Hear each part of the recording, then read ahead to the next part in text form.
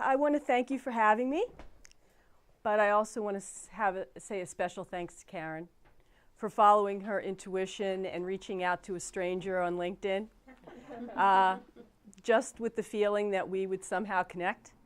Thank you. Thank you. It's funny.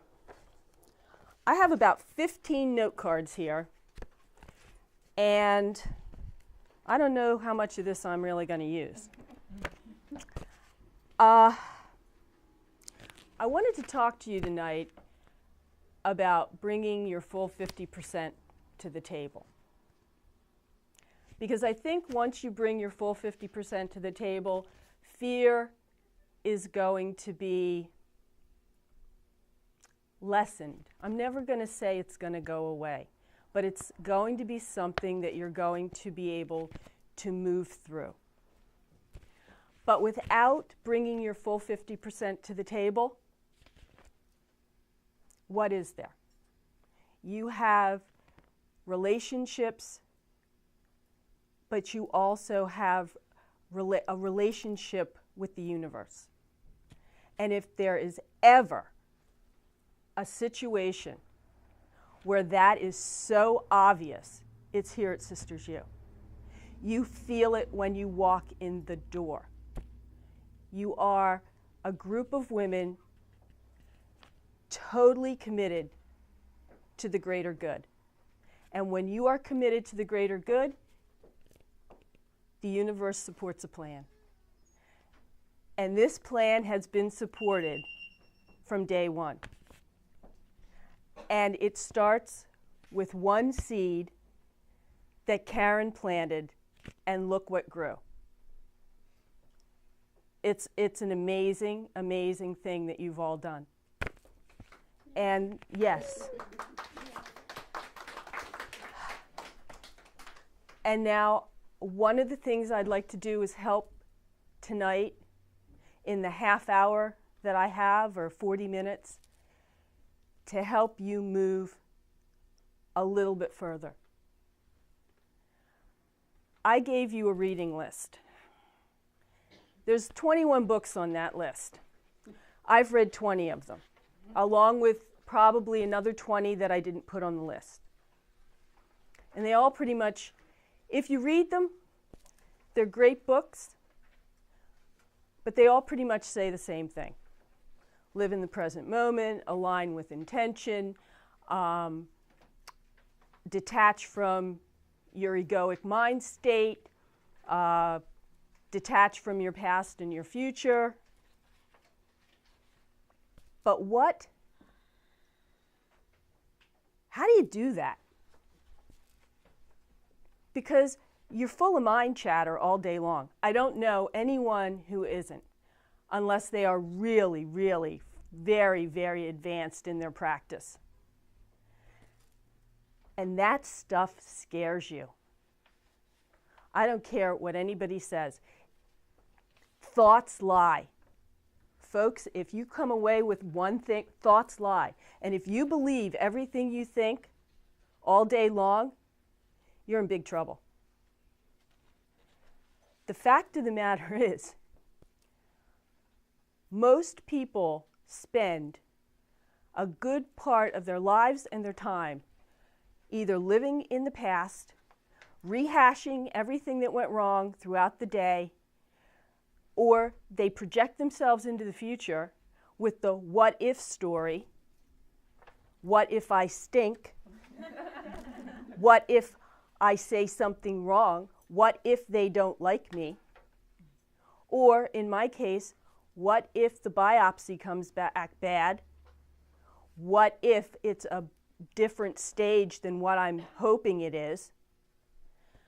And it creates anticipatory anxiety, is what it does. And you can't live that way. I don't care what your struggle is. Becky had a story. We all have a story. So what do? All those books, they will tell you that you live in the present moment, because that is where life unfolds. in the present. The past is over, it's done. The only thing that keeps it alive is your memory. Your memory and your story about what you tell yourself about what happened. Or, like I said before, you put yourself into the future and that's not real either. Because anything that happens in the future is, when it actually happens, it's happening in the present. If you learn to allow and meet life where it is and accept it as it is and interact with it as it is, it takes away a good 90% of that fear. There's nothing to be afraid of. You're not reliving a past in which you were a total screw-up, because you're never telling yourself in those stories that you were great. Because if you were telling yourself you were great, hey, but you're always finding, oh, I did 10 things right, but what about that 11th thing that I didn't do quite right? That's the one you focus on. That's the one that makes you feel bad. That's the one where you're going, my gosh, I should never get out of bed. I did such a horrible thing. No, you didn't. What Maureen said is absolutely true. When you're at the driving range, those folks are worrying about their own swing. They're not worrying about yours. They don't even see you. And that's life.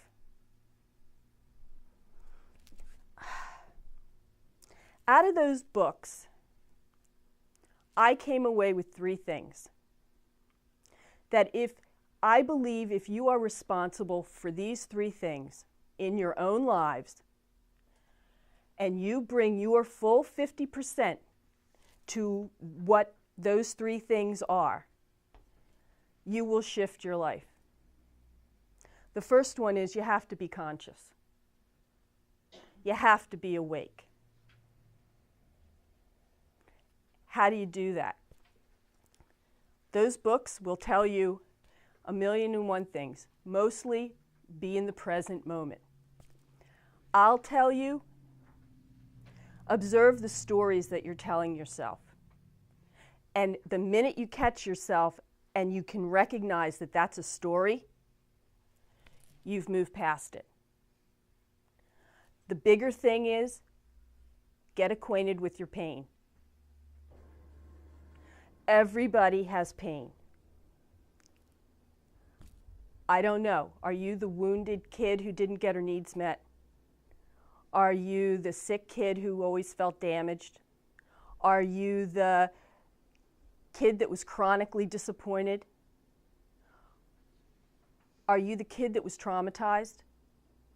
Because whoever you are, that's what has guided you to, is my world fundamentally safe or fundamentally unsafe? That fear right there, that's like the rock bottom fear. Are you fundamentally safe or are you fundamentally unsafe? Figure that out, because that colors the glasses that you wear. That's the filter that you filter your interactions through. I could be standing here, someone else could be standing next to me. A person could say the exact same thing to me and the exact same thing to the other person with the same body language, the same tone, the same everything. And we will perceive it differently based on the glasses that we're wearing. Know your pain. The minute you start to know your pain, you start to come out of your pain. The second thing, and I think this is the thing that Karen likes the best, the energy you bring. That precedes you through the door. If you are in low energy, if you are negative, if this is the product of the stories that you are continually telling yourself, it colors every interaction you're going to have. And you're not going to be the person that I think every person wants to be. Think about what it feels like when you are in the moment, things are going great, that energy that exudes from you, that's what you want people to feel. You can have that all the time. And it doesn't mean that it doesn't mean that you're going to always be in a good mood. It doesn't, but what it means is that you are going to make a choice. When you have a meeting, or even if you're with your partner or your husband or your best friend or whoever, you can go out there and say to yourself, okay, I know I had a bad day. I know this is, I'm a little tired, I'm a little this, but I'm choosing to be in a different space. A lot of what goes on with people is habitual. And they don't think it's a choice. They think that this is because it's all reactive. You're doing something based on reactivity. You're not doing something based on choice. Choice is in play here, folks. You can choose a different way of being.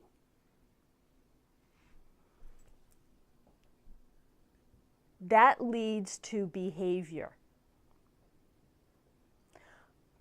A Course in Miracles says there's really only two emotions, love and fear.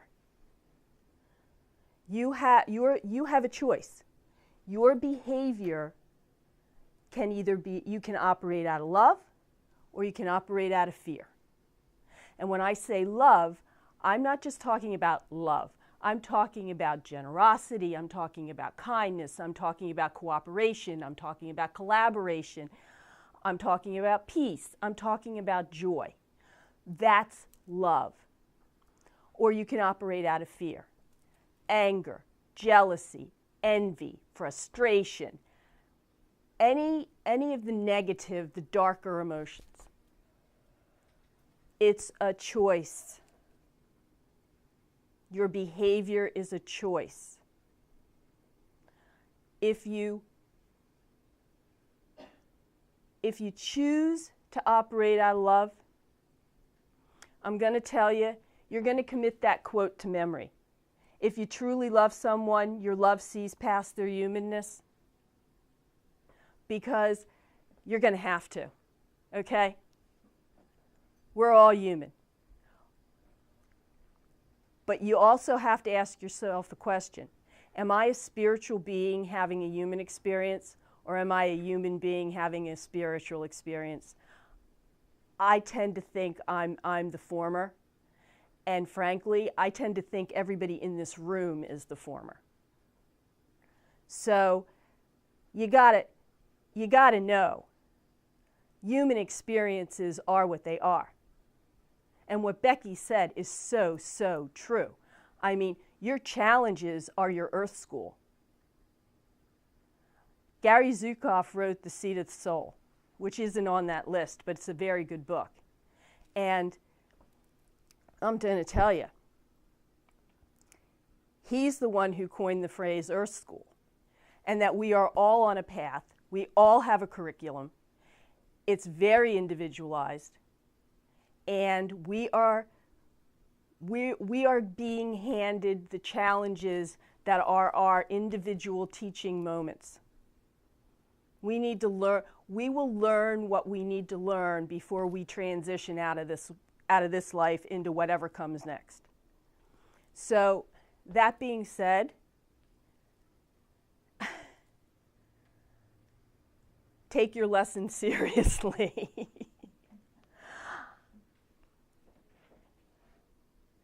The other thing, and I deliberately picked the quotes that I put on that list of quotes for you, because a lot of it has to do with surrender. A lot of it has to do with the mind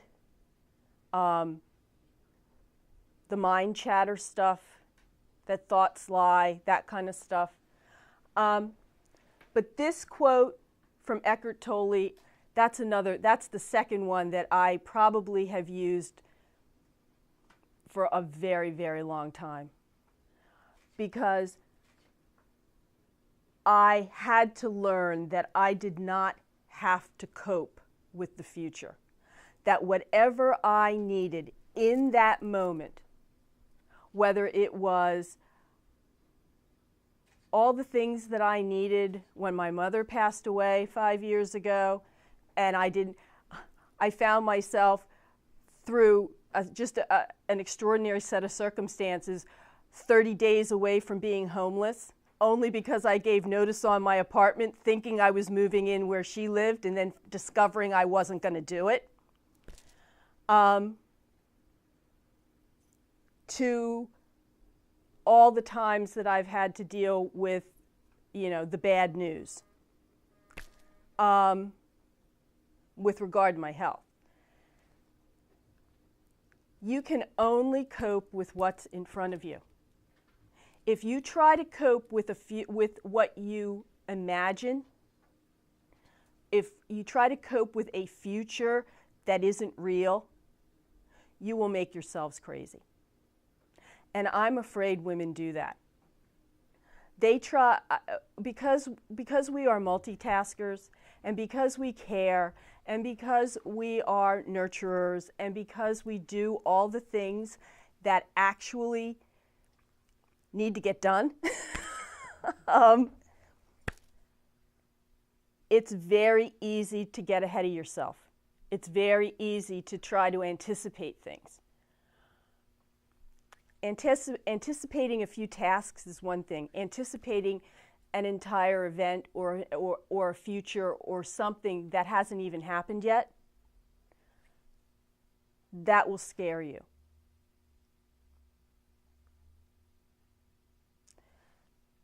The one thing that I think you really also need to know is you need to be brave. There isn't one woman in this room that couldn't get up here and do exactly what I'm doing right now. You are all spiritual beings. You are all thought leaders. You are ahead of your time. You realize the value of collaboration and cooperation, or as the next generation has been calling it, co-opetition.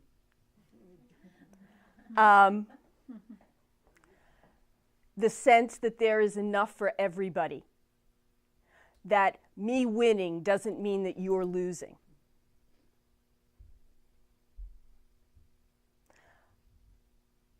There's also another quote that I really like, and it's kind of because as this week has gone on, things just kept cropping up, and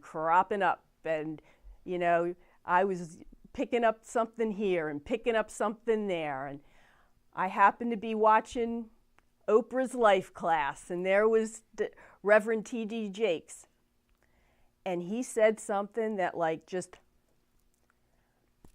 when you hang on to your history, you do it at the expense of your destiny. So if you hang on to something, it means that you're losing out on something probably a whole lot better.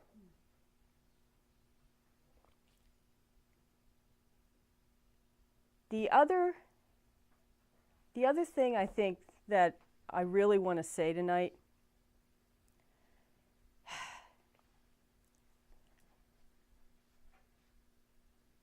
don't be afraid to be vulnerable. That's not weakness.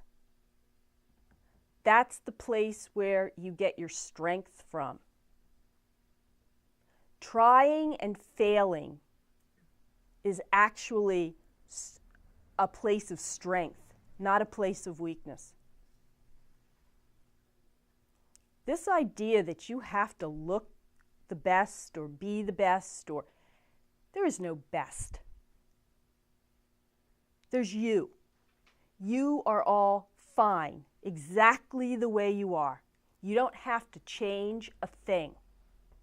You just have to be willing to get out there. Or as, I don't know if any of you have read Brené Brown's Daring Greatly. Get in the arena.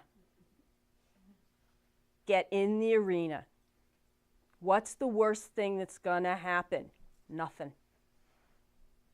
That is the worst thing that's going to happen. Nothing. You don't want nothing. You don't want your life to be about nothing. You want it to be about whatever it is you all are choosing for it to be.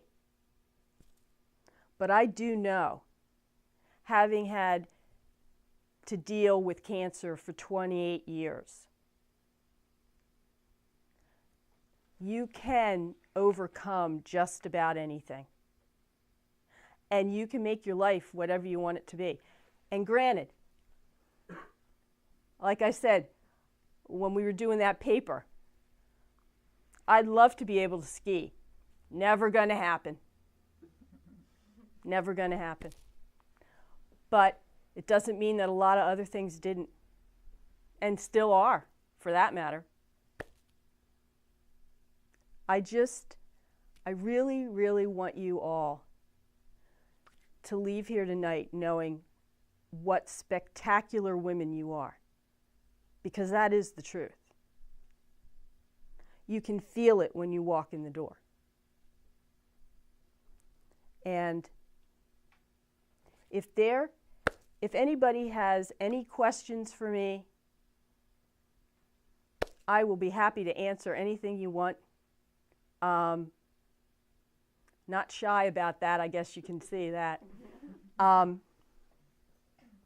Like I said, I spent the better part of a day writing all those notes, and I can tell you, I didn't say one thing, basically, that was on them.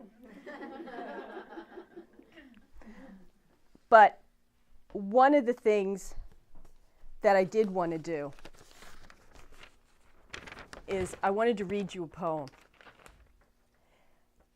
It's called Allow by Dana Faulds. There is no controlling life. Try corralling a lightning bolt, containing a tornado. Dam a stream and it will create a new channel. Resist and the tide will sweep you off your feet. Allow and grace will carry you to higher ground. The only safety lies in letting it all in. The wild and the weak, fear, fantasies, failures, and success. When loss rips off the doors of the heart, or sadness veils your vision with despair, practice becomes simply bearing the truth.